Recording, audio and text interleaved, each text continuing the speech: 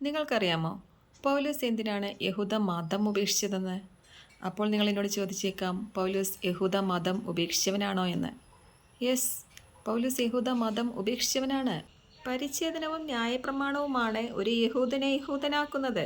എന്നാൽ പൗലോസ് 8-ാം ദിവസത്തെ പരിച്ഛേദനം, Israel വംശജൻ, Benjamin ഗോത്രജൻ, ഹെബ്രായരിൽ നിന്നും ജനിച്ച ഹെബ്രായൻ, നിയമപ്രകാരം ഫരിസേയൻ എന്നീ നേട്ടങ്ങളെല്ലാം ഉച്ഛിഷ്ടം പോലെ ഉപേക്ഷിച്ച് ഓടിയവനാണ്.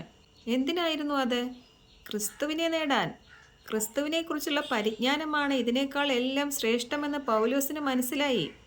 നിയമത്തിൽ നിന്നും ലഭിക്കുന്ന നീതിയേക്കാൾ എത്രയോ ശ്രേഷ്ഠമാണ് ക്രിസ്തുവിലുള്ള വിശ്വാസം വഴി ലഭിക്കുന്ന നീതിയെന്ന് അദ്ദേഹത്തിന് മനസ്സിലായി. അങ്ങനെ പൗലോസ് എല്ലാം ഉപേക്ഷിച്ച് ക്രിസ്തുവിലായി. അത് ക്രിസ്തുവിന്റെ പുനരുത്ഥാനത്തിന്റെ അതേ ശക്തിയോടെ ഉയർക്കേണ്ടതിനായിരുന്നു. മരിച്ചവരെല്ലാവരും ഉയർക്കും, പക്ഷേ കുറേ പേർ നിത്യലജ്ജയ്ക്കായിട്ടും ശിക്ഷാവിധിക്കായിട്ടുമായിരിക്കും ഉയർക്കുന്നത്.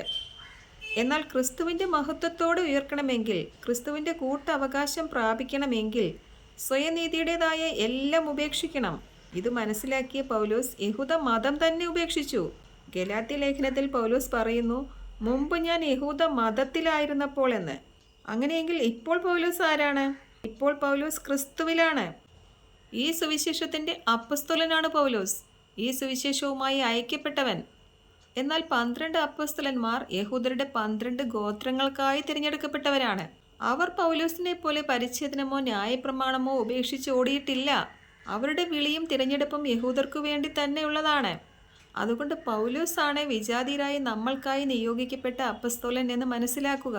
അതുപോലെ തന്നെ ക്രിസ്തുവിന്റെ നീതി നമ്മൾക്ക് കണക്കിടണമെങ്കിൽ നമ്മുടേതായ സ്വയനീതീകരണത്തിന്റെ എല്ലാ പ്രവൃത്തികളും ഉച്ഛിഷ്ടം പോലെ ഉപേക്ഷിച്ചുകൊള്ളുക.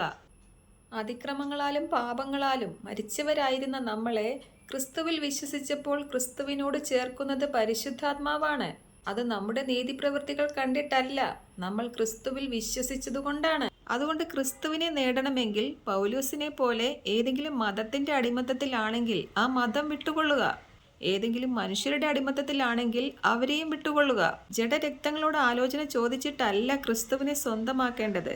അബ്രാഹത്തിന്റെ വിശ്വാസത്തിന്റെ മക്കളാകണമെങ്കിൽ അബ്രാഹത്തെ പോലെയും പൗലോസിനെ പോലെയും ആരോടും ചോദിക്കാതെ പുറപ്പെടണം. ഈ ക്ലാസ്സുകളെല്ലാം കണ്ടിട്ടും ഇതാണ് സത്യമെന്ന് പറയാൻ നിങ്ങൾക്ക് സാധിക്കുന്നില്ലെങ്കിൽ നിങ്ങൾ ആരുടെയോ അടിമത്തത്തിലാണ്. വിലയേറിയ നിധി സ്വന്തമാക്കണമെങ്കിൽ വിലയുള്ളതെന്ന് കരുതി സൂക്ഷിച്ചതെല്ലാം ഒഴിവാക്കണം.